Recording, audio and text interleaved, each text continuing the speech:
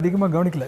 அக்னி news agency ஒரு கணிப்பை வெளியிட்டிருக்கிறாங்க. அவருடைய முதல் கணிப்பாக அவங்களுடைய கணிப்பு மீண்டும் திமுக ஆட்சி அமைக்கிறது அப்படின்னு வாக்குப்பதிவு பந்தய கருத்து கணிப்பில் சொல்லியிருக்கிறாங்க.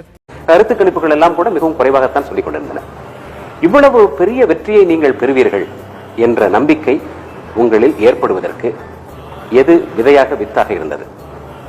கருத்து கணிப்புகள் என்ன சொன்னாலும் மக்கள் இந்த முடிவுடன் இருக்கிறார்கள், உறுதியாக இருக்கிறார்கள், எக்காரணத்திற்காகவும் இந்த முடிவை மாற்ற மாட்டார்கள் என்று எனக்கு நன்றாகவே தெரிந்தது.